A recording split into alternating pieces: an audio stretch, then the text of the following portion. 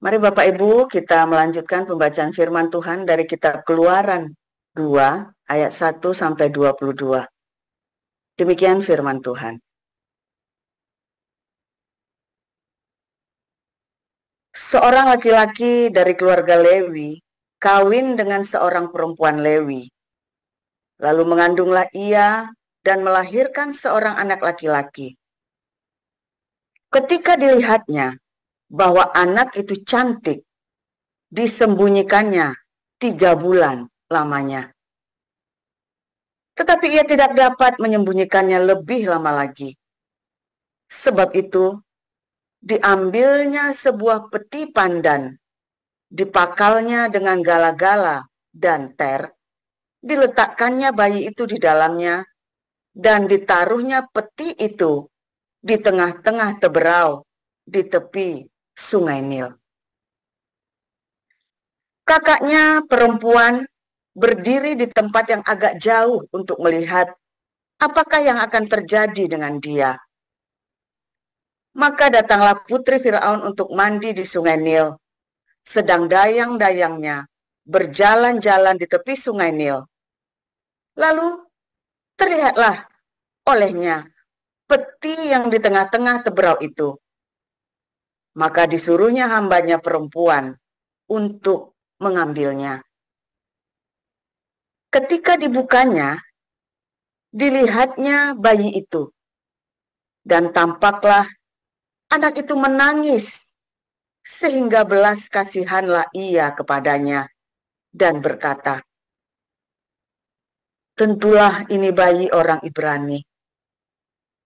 Lalu bertanyalah kakak anak itu kepada putri Firaun, "Akan kupanggilkah bagi tuan putri seorang inang penyusu dari perempuan Ibrani untuk menyusukan bayi itu bagi tuan putri?" Sahut putri Firaun kepadanya, "Baiklah." Lalu pergilah gadis itu memanggil ibu bayi itu. Maka berkatalah putri Firaun kepada ibu itu, "Bawalah bayi ini dan susukanlah dia bagiku. Maka aku akan memberi upah kepadamu." Kemudian perempuan itu mengambil bayi itu dan menyusuinya. Ketika anak itu telah besar, dibawanyalah kepada putri Firaun, yang mengangkatnya menjadi anaknya dan menamainya Musa. Sebab katanya, "Karena aku telah menariknya dari air." Pada waktu itu, ketika Musa telah dewasa, ia keluar mendapatkan saudara-saudaranya untuk melihat kerja paksa mereka. Lalu dilihatnya lah seorang Mesir memukul seorang Ibrani, seorang dari saudara-saudaranya. Ia menoleh ke sana, ke sini, dan ketika dilihatnya tidak ada orang, dibunuhnya orang Mesir itu dan disembunyikannya mayatnya dalam pasir. Ketika keesokan harinya ia keluar lagi, didapatinya 2 orang Ibrani tengah berkelahi. Ia bertanya kepada yang bersalah itu, "Mengapa engkau pukul temanmu?"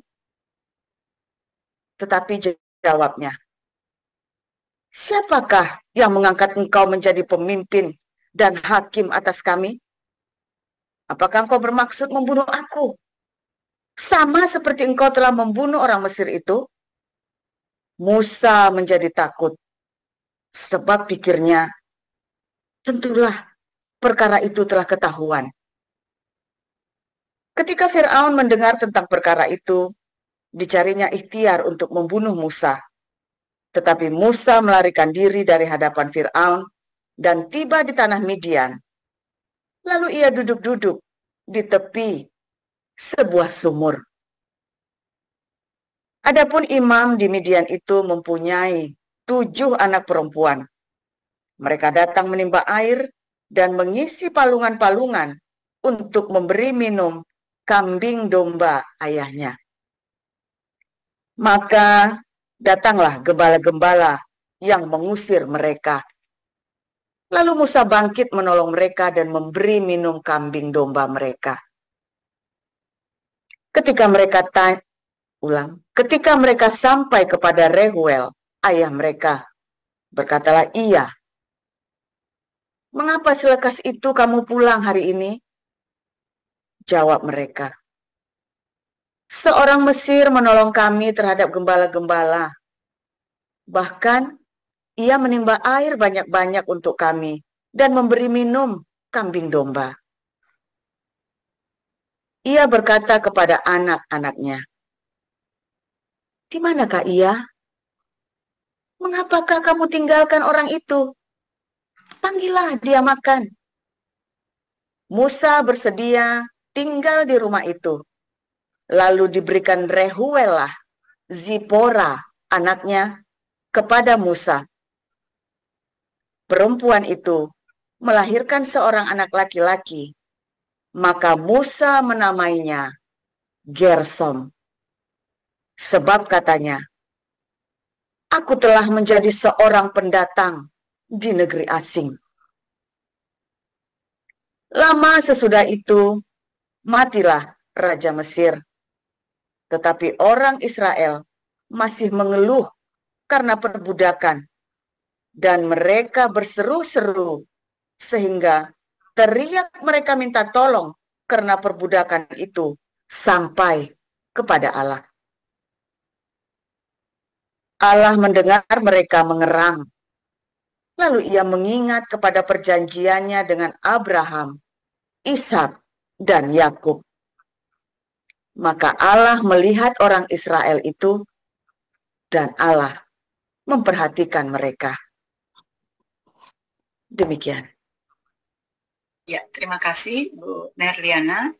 Ibu Sarma membacakan Yohanes pasal 4 ayat 1 sampai 26. Silakan Bu Sarma. Baik. Saya akan membacakan Yohanes 4 ayat 1 sampai 26. Beginilah pembacaan kebenaran firman Tuhan. Ketika Tuhan Yesus mengetahui bahwa orang-orang Farisi telah mendengar bahwa ia memperoleh dan membaptis murid lebih banyak daripada Yohanes, meskipun Yesus sendiri tidak membaptis, melainkan murid-muridnya, ia pun meninggalkan Yudea dan kembali lagi ke Galilea. Ia harus melintasi daerah Samaria. Maka sampailah ia ke sebuah kota di Samaria yang bernama Sikar, dekat tanah yang diberikan Yakub dahulu kepada anaknya Yusuf. Di situ terdapat sumur Yakub. Yesus sangat letih oleh perjalanan. Karena itu ia duduk di pinggir sumur itu. Hari kira-kira pukul 12. Maka datanglah seorang perempuan Samaria hendak menimba air. Kata Yesus kepadanya, "Berilah aku minum." Sebab murid-muridnya telah pergi ke kota Samaria.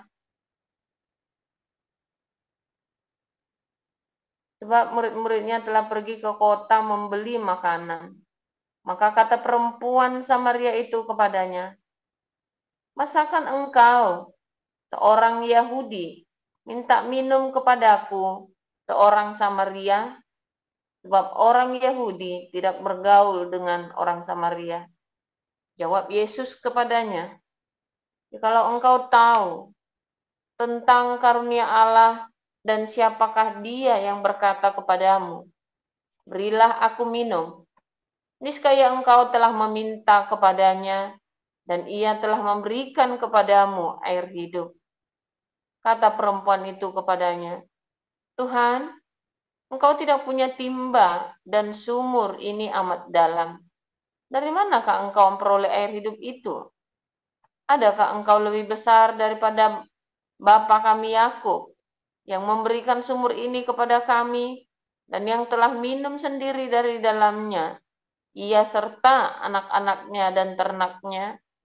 Jawab Yesus kepadanya, "Barang siapa minum air ini, ia akan haus lagi. Tetapi barang siapa minum air yang akan kuberikan kepadanya, ia tidak akan haus untuk selama-lamanya. Sebaliknya air yang akan kuberikan kepadanya akan menjadi mata air di dalam dirinya yang terus-menerus memancar sampai kepada hidup yang kekal. Kata perempuan itu kepadanya, "Tuhan, berikanlah aku air itu, supaya aku tidak haus dan tidak usah datang lagi ke sini untuk menimba air."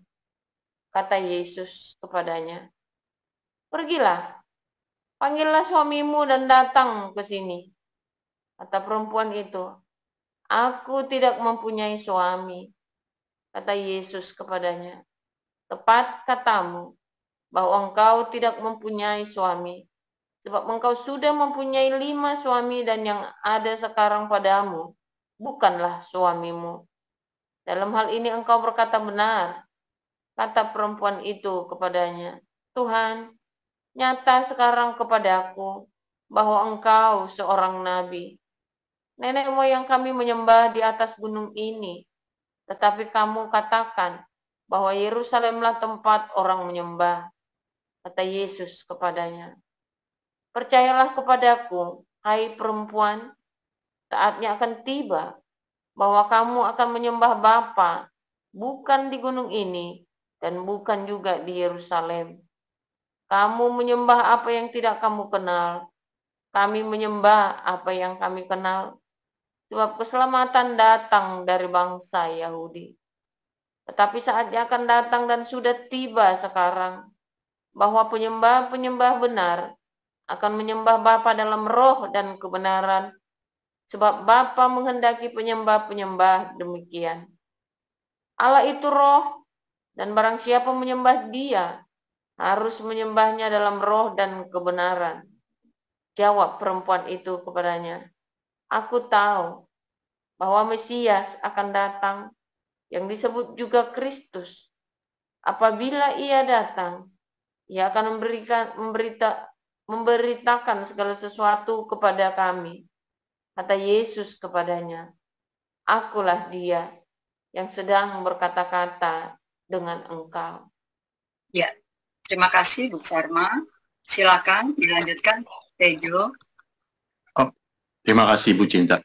Yohanes 4 ayat 27. Pada waktu itu datanglah murid-muridnya, dan mereka heran bahwa ia sedang bercakap-cakap dengan seorang perempuan. Tetapi tidak seorang pun yang berkata, "Apa yang engkau kehendaki?" atau "Apa yang engkau percakapkan dengan dia?" Maka perempuan itu meninggalkan tempayannya di situ, lalu pergi ke kota dan berkata kepada orang-orang yang di situ, "Mari lihat, di sana ada seorang yang mengatakan kepadaku segala sesuatu yang telah kuperbuat. Mungkinkah dia Kristus itu?" Maka mereka itu pun pergi ke luar kota, lalu datang kepada Yesus.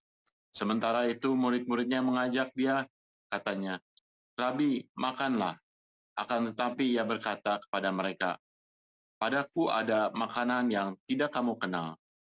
Maka murid-murid itu berkata seorang kepada yang lain, "Adakah orang yang telah membawa sesuatu kepadanya untuk dimakan?"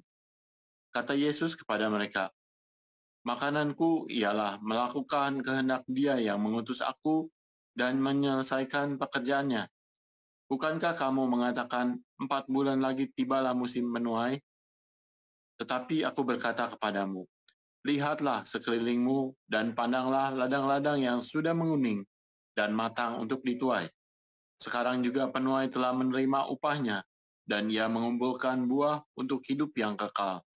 Sehingga penabur dan penuai sama-sama bersukacita. Sebab dalam hal ini benarlah peribahasa, yang seorang menabur dan yang seorang lain menuai. Aku mengutus kamu untuk menuai apa yang tidak kamu usahakan. Orang-orang lain berusaha dan kamu datang memetik hasil usaha mereka." Dan banyak orang Samaria dari kota itu telah menjadi percaya kepadanya karena perkataan perempuan itu, yang bersaksi, "Ia mengatakan kepadaku segala sesuatu yang telah kuperbuat." Ketika orang-orang Samaria itu sampai kepada Yesus, mereka meminta kepadanya supaya ia tinggal pada mereka, dan ia pun tinggal di situ 2 hari lamanya. Dan lebih banyak lagi orang yang menjadi percaya karena perkataannya. Dan mereka berkata kepada perempuan itu, Kami percaya, tetapi bukan lagi karena apa yang kau katakan, sebab kami sendiri telah mendengar dia, dan kami tahu bahwa dialah benar-benar juru selamat dunia. Dan setelah 2 hari itu, Yesus berangkat dari sana ke Galilea. Sebab Yesus sendiri telah bersaksi bahwa seorang nabi tidak dihormati di negerinya sendiri. Maka setelah ia tiba di Galilea, orang-orang Galilea pun menyambut dia, karena mereka telah melihat segala sesuatu yang dikerjakannya di Yerusalem pada pesta itu. Sebab mereka sendiri pun turut ke pesta itu. Maka Yesus kembali ke Kana di Galilea, di mana ia membuat air menjadi anggur, dan di Kapernaum ada seorang pegawai istana, anaknya sedang sakit.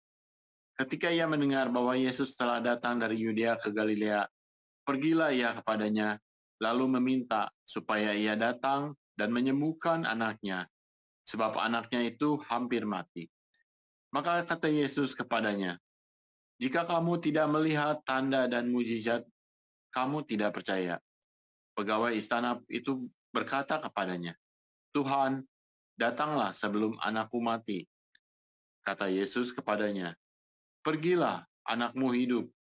Orang itu percaya akan perkataan yang dikatakan Yesus kepadanya, lalu pergi. Ketika ia masih di tengah jalan, hamba-hambanya telah datang kepadanya dengan kabar bahwa anaknya hidup. Ia bertanya kepada mereka, "Pukul berapa anak itu mulai sembuh?" Jawab mereka, "Kemarin siang pukul 1 demamnya hilang." Maka teringatlah ayah itu bahwa pada saat itulah Yesus berkata kepadanya, "Anakmu hidup." Lalu ia pun percaya, ia dan seluruh keluarganya. Dan itulah tanda kedua yang dibuat Yesus ketika ia pulang dari Yudea ke Galilea. Amin. Ya, terima kasih Pak Thomas. Renungan firman Tuhan berjudul Sumur Israel. Silakan Pastor Paul.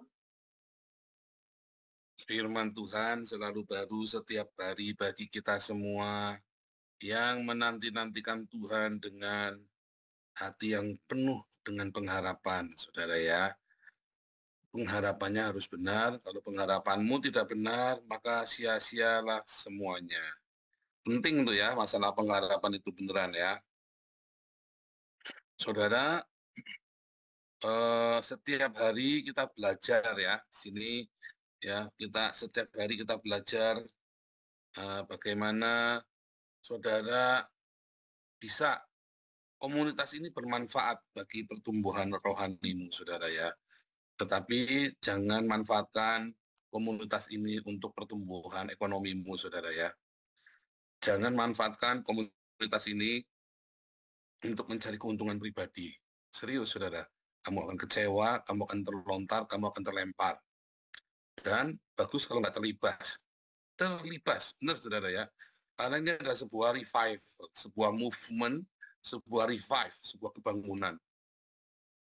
Yaitu komunitas diakonia ya. Ya, ini adalah komunitas diakonia, saudara. Anda belum pernah menemukan komunitas manapun yang diakonia gila-gilaan seperti komunitas kita. Yang tiap hari Anda digubur-gubur sedekah diakonia, tolong menolong, sedekah diakonia, tolong menolong. Anda tidak akan temukan di dalam komunitas lain. Ya, yang sebegitu besar dana yang dimobilisasi untuk sedekah diakonia, tolong menolong sesama kita, saudara. Tetapi jangan Anda mengharapkan keuntungan ekonomi secara serakah tamak, saudara. Cukup ada makanan dan pakaian. Ya, selebihnya dapatkanlah keuntungan rohaniah ya dari komunitas ini. Beneran, saudara ya. Tuhan Yesus tidak pernah menawarkan kekayaan kepadamu, saudara. Tuhan Yesus tidak menawarkan karir politik kekayaan kepadamu. Tuhan Yesus menawarkan ya hidup di dalam kelimpahan, tapi bukan kaya raya, saudara. Sebab orang kaya raya tidak masuk kerajaan surga. Sulit, saudara ya, bagi orang kaya raya untuk masuk kerajaan surga. Tuhan Yesus menawarkan kelimpahan. Dari mana kelimpahan datang? Karena sikap hatimu benar. Asal ada makanan dan pakaian cukuplah, dan kamu berlebih dalam hal makanan dan pakaian, itulah kelimpahan. Siapapun Anda yang sudah tidak khawatir besok mau makan apa, itu artinya Anda sedang hidup dalam kelimpahan. Jadi, Jangan terus Anda ingin supaya komunitas ini mendatangkan keuntungan ekonomi sehingga Anda bisa kaya raya, saudara. Hati-hati, saudara ya. Karena di komunitas ini orang memberi, ya, bukan ngambil. Semua orang di komunitas ini itu memberi, saudara ya. Saya pun memberi, ya. Saya pun memberi, ya kan? Anda semua juga memberi. Semua donasi yang dikumpulkan di komunitas ini tidak satu rupiah pun nyangkut ke rekening saya. Haram jadah. Bahkan kakak saya saja tidak boleh jadi pengurus di sini. Walaupun kakak saya bisa saja ya, semua yayasan itu di bawah kakak saya, gaji 5 juta, 15 juta sebulan buat kakak saya. Udah tenang saya pikirannya, saudara ya. Ini nggak boleh. Tidak boleh seorang pun mengharapkan kekayaan, keserakahan dari komunitas ini. Nggak boleh. Bahkan karir politik, tidak boleh, saudara. Jangan bawa komunitas ini ke dalam politik. Saya sudah bilang bolak-balik ya. Jangan manfaatkan komunitas ini untuk Anda berpolitik. Ya, saya sudah bilang ya dari dulu ya, dari zamannya Pak Putih saya sudah bilang. Makanya Pak Putih kita remove. Ya, karena dia menggunakan komunitas ini untuk politiknya dia. Kita remove, nggak boleh, haram jadah, saudara.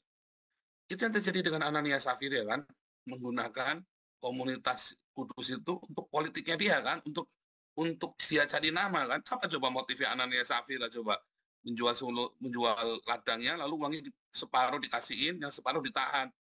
Kalau nggak mau kasih aja nggak apa-apa. Tapi ketika Anda melakukan seperti Anania Safira, hati-hati, saudara. Bukan keuntungan yang Anda dapat, bukan pujian yang Anda dapat, laknat, saudara, nanti, saudara ya. Serius, saudara ya. Mendingan kamu nggak usah kasih sama sekali, Anda nggak usah. Ya, jangan berpura-pura untuk datang, dan kemudian Anda ingin mendapatkan hal-hal untuk keserakahan. Termasuk Anda sudah mendapat sembako, sudah mendapat kecukupan, lalu Anda mau coba nih, WhatsApp satu-satu mintain duit, saya kurang ini. Oh, hati-hati, saudara, habis kamu, saudara. Tak jamin habis kamu, saudara, silakan kamu tak jamin. Bukan saya ngutukin, karena itu hukum Tuhan. Ya, Anda ingat ceritanya Anania Safira saja pokoknya. Komunitas kita semakin hari semakin dikuduskan. Artinya Anda harus berhati-hati, harus dengan hati yang tulus di dalam komunitas ini melayani. Ya, cukupkanlah kalau Anda yang full timer, cukupkanlah dengan gajimu. Kalau Anda yang jadi diaken dengan, ya kan, cukupkanlah semuanya. Kalau Anda yang ada di dalam sini, yang sudah berkelimpahan dalam hidupmu, ya, yang sudah mendapat bagian juga pembekalan sembako dan sebagainya dari komunitas ini, cukupkan dengan itu, saudara. Ucapkanlah syukur. Dan kemudian berkontribusilah dalam komunitas ini. Bukannya kamu nyedot komunitas ini untuk kegunaan pribadi, hati-hati ya, saudara, habis kamu nanti. Ya, hati-hati ya, saudara ya. Serius, saudara ya. Karena ini adalah komunitas kudus. Ya, oke, itu prolognya serem ya, saudara ya. Kita cerita sekarang sumur. Saudara, tahun lalu sudah saya cerita ya tentang sumur. Sumur ya, dari mulai Ishak, kita ceritanya Ishak yang bangun sumur, yang ditutup sampai 5 kali ya. Ishak bangun sumur, lalu Yakub bikin sumur, ya. Dan kemudian cerita Yakub dan si Rachel ya, mereka pacaran di sumur. Musa sama Sipora pacaran di sumur. Ya, sumur ini menjadi pusat percintaan, pusat romantisme. Dan sumur ini menjadi pusat kehidupan yang memberikan kehidupan bagi keluarga, saudara ya.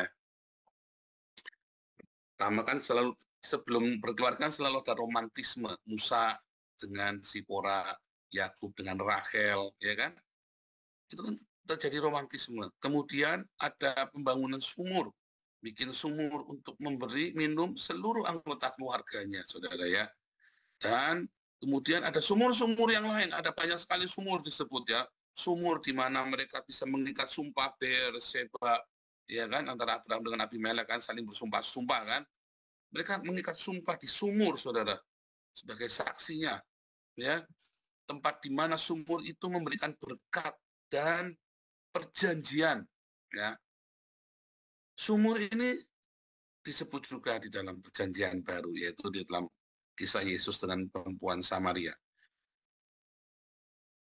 Nah, ketika Yesus sengaja ya dia belok. Kemarin sudah saya singgung, saya di mana di TikTok ya saya bilang ya tentang sumur ini ya. Saya lupa di TikTok atau di YouTube hari Minggu. Saudara, orang Samaria ini adalah orang Yahudi, saudara ya, adalah orang Yahudi. Sorry, orang Israel ya, bukan sembarangan Israel, bukan orang Israelan. Karena kalau Anda baca dalam 2 Raja-Raja 17, ya orang Samaria itu banyak orang palsu, makanya Yesus nggak boleh tuh murid-muridnya pergi ke orang Samaria. Karena banyak yang palsu, banyak yang orang Samaria yang bukan orang Samaria asli, tapi pendatang didatangkan dari berbagai bangsa, mereka dari situ dan itu mengacaukan, jadilah penyembahan berhala di daerah itu, saudara ya. Nah, tapi orang Samaria ini memegang perjanjian, ya, bahwa dikatakan dalam Yohanes 4 tadi, nenek moyang kami berkata menyembah Yehova itu ada di sumur ini, ada di gunung ini. Tapi kenapa orang Yahudi bilang menyembahnya di Yerusalem? Yesus nggak mau berpolemik, ya. Dia berkata, akan tiba saatnya kita menyembah bukan di gunung ini atau di gunung itu. Allah adalah roh, kita akan menyembah di dalam roh dan kebenaran. Tetapi, ya, hal ini sebuah bukti bahwa ini orang Samaria ngerti firman Tuhan, saudara. Bukan pendatang, dia memang penduduk asli, ya. Makanya Yesus pergi ke orang Samaria ini, saudara ya. Pergi ke orang Samaria ini. Karena dia orang Israel, domba yang hilang dari Israel, beserta seluruh desanya. Jadi ada desa-desa eksklusif itu ya, yang merupakan sisa-sisa itu ya, sisa-sisa dari penjajahan itu yang tidak dibuang. Nah, kemudian, saudara, yang menarik, ya, mereka bertemunya di sumur, ya, di sumur di mana orang mencari air untuk hidup. Dan perempuan Samaria ini pergi sendirian, ya, mencari airnya sendirian. Saudara, sumur ini adalah sebuah sumur kehidupan. Yesus berkata, karena siapa minum dari air yang kuberikan kepadamu, maka kamu tidak akan haus lagi selama-lamanya. Kamu tidak akan haus lagi selama-lamanya, bahkan kamu akan berlimpah-limpah. Ya, saya bacakan ya. Tapi barang siapa minum air yang akan kuberikan kepadanya, ia tidak akan haus untuk selama-lamanya. Sebaliknya, air yang akan kuberikan kepadanya akan menjadi mata air di dalam dirinya, yang terus-menerus memancar sampai kepada hidup yang kekal. Yesus Kristus, ya, berkata dalam Yohanes 7 ayat 37-38, barang siapa haus datang dan minum, maka dari dalam hatinya akan melimpah, akan mengalir aliran-aliran sungai kehidupan. Nah, itu air yang mau diberikan, yaitu Roh Kudus, saudara. Kalau kamu percaya kepada Yesus, maka Yesus akan memberikan Roh Kudusnya, yaitu Rema. Makanya kamu tiap hari harus mendapat dipelihara di dalam Rema, saudara. Kamu harus punya Rema yang menuntun hidupmu. Kalau kamu tidak punya Rema yang dari Tuhan Yesus yang menuntut hidupmu, maka kamu akan nabrak-nabrak, saudara. Ya, kamu akan nabrak-nabrak. Bahkan kamu punya sumur pun akan kamu cemari, saudara. Sumur, komunitas ini, ya, adalah sebuah sumur. Lalu kamu di sini mau cari air yang dari Yesus atau apa? Itu yang tadi saya diawali ya. Kamu datang ke sumur, kamu bukannya mencari air yang dari Tuhan Yesus, melainkan kamu kebanyakan mencari keserakahanmu, memuaskan hawa nafsumu, saudara. Ya, sehingga kamu airnya ini menjadi pahit, saudara, bagimu. Bagimu air di sumur ini menjadi pahit. Padahal air di situ berlimpah dengan kasih karunia, berlimpah dengan berbagai kesempatan, berlimpah dengan berbagai macam promosi, berlimpah dengan berbagai macam sukacita, ya, berlimpah dengan berbagai macam kebaikan, tapi karena keserakahanmu, maka sumurnya menjadi pahit airnya, saudara. Bukan menjadi air yang menghidupkanmu, tapi airnya malah memahitkan hidupmu. Karena kamu mengharapkan sumur ini untuk memuaskan hawa nafsumu, saudara. Si perempuan ini adalah perempuan yang penuh dengan hawa nafsu.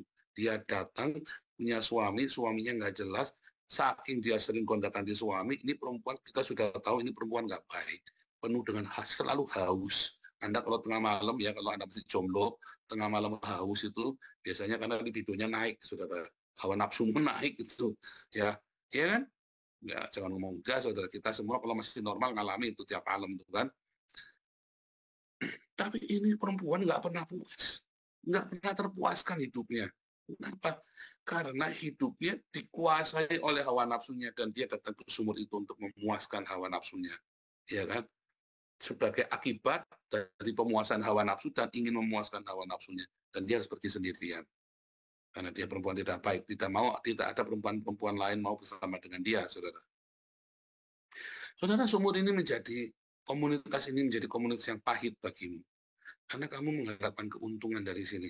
Karena kamu mengharapkan keserakahanmu dipuaskan di komunitas ini. Kamu ingin menjajal, ya kan? Sudah saya bilang dari awal, ya, bahwa komunitas ini komunitas kudus. Ya, komunitas ini komunitas. Saya pun memberikan uang saya kepada komunitas ini, saudara. Ya, bahkan saya memberikan uang saya untuk komunitas ini. Ya, kalau saya nggak kasih kan suka-suka saya sendiri, malah seharusnya saya kan minta bagian, kan? Seharusnya saya malah minta bagian, saudara, dari donasimu. Tetapi saya tidak melakukannya. Saya punya penghasilan sendiri. Ya, dari YouTube, dari donasi pribadi, dari mengajar kelas kita sendiri kan banyak ya, kita ada banyak kelas.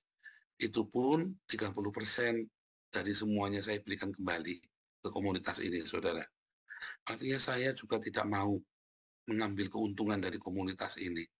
Ya, kita sama-sama belajar, kita sama-sama untuk belajar memberi, bukan mengambil. Kalau kamu belajar memberi untuk komunitas ini, ya, dan komunitas ini diperuntukkan bagi orang-orang yang kekurangan hidupnya, saudara. Maka kamu akan dipenuhi dengan sukacita. Hidupmu akan dipenuhi dengan aliran-aliran air surgawi, saudara. Komunitas ini akan menjadi berkat bagimu. Ada berapa banyak keluarga yang kita cukupi dari komunitas ini. Ada berapa banyak saja mulut yang kita kasih makan tiap hari dari komunitas ini, saudara. Jadi, mari kita sama-sama membangun komunitas ini sebagai sumur yang memancarkan aliran-aliran air kehidupan yang dari surga, yang dari Tuhan Yesus. Jangan pernah kotori sumur ini, saudara. Ketika kamu kotori sumur ini, orang lain kudu nunggu jernih dulu, kan? Karena kan kamu barusan kotori, kamu ngeceh di situ, kan? Kecehan di sumur itu, kan? Di sumur itu kan dalam, lebar ya. Anda masuk ke dalam, kan Anda bisa keceh di dalamnya tuh, saudara. Waktu limbah itu, Anda bisa keceh lalu membawa air naik ke atas. Ya. Jadi Anda bisa keceh di dalam tuh.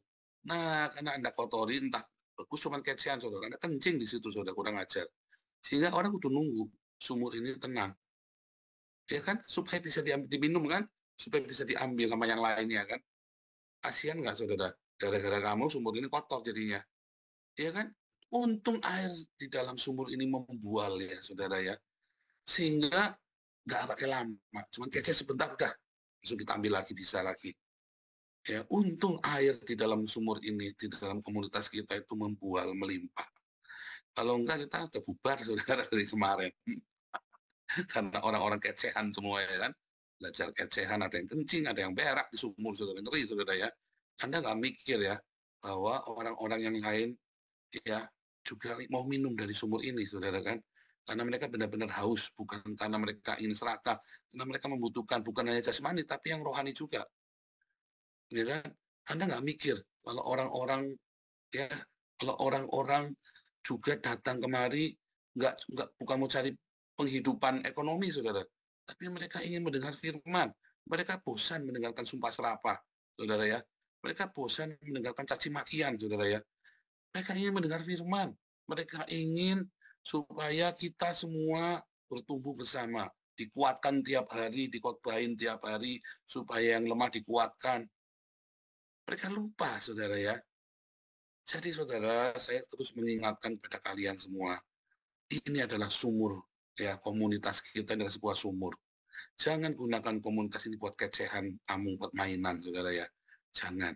Sebab nanti kamu tidak diberkati oleh Tuhan. Tapi saudara-saudara sabar. Kalau lihat ada orang kecehan, ya. Kalau lihat lagi orang kecehan, ditegur saja. Tapi nggak usah berkelahi.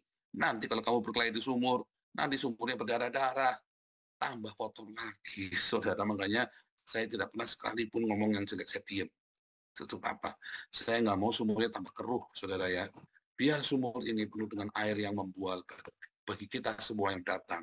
Baik itu mata air untuk rohanimu, menyegarkan rohanimu, juga akan untuk menjadi pertolongan bagi yang benar-benar membutuhkan.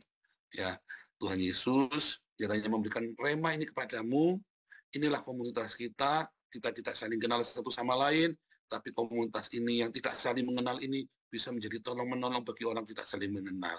Dan kiranya kita mendapat persetujuan dari kita semua, kesepakatan, yuk kita rawat sumur ini, jangan kecean, apalagi kencing, apalagi berak, apalagi sampai berdarah-darah, bunuh-bunuhan di sumur ini, saudara ya. Jangan sampai, saudara ya. Makanya diam. Kalau ada orang yang ngomongin nggak baik, kamu diam saja, saudara. Kalau bertengkar, diam saja, jangan ngomongnya nggak baik. Ya, jangan gunakan sumur ini untuk kepentingan pribadimu. Ya, kamu mencoba mencari keuntungan, kamu jualan sumur ini atas namamu. Jangan juga, saudara ya. Sehingga kamu, jangan, saudara, sehingga kamu, tujuannya inilah pokoknya. Jangan, saudara ya. Ya, komunitas ini kita bangun dengan hati yang tulus. Ya, dengan berdarah-darah. Ya, sehingga saya pun ketika ibu saya meninggal, saya nggak bisa pulang kan. Kan komunitas ini kan dibangun didasarkan dari DPO kan. Asal usulnya kan dari cerita DPO. Nah, kemudian saya serahkan kepada Tuhan Yesus komunitas ini. Ya kan, tiap hari saya tidak berani ngambil keuntungan dari sini. Ya kan, malah saya memberi. Saudara ya. Hati-hati, saudara. Ayo jaga komunitas ini. Jaga resiko tanggung sendiri. Tapi kalau kamu sungguh-sungguh sudah menjaga, percayalah, ada banyak manfaat dan berkat yang akan diberikan Tuhan kepadamu. Ya, tapi hatimu tidak boleh serakah. Tuhan Yesus memberkati.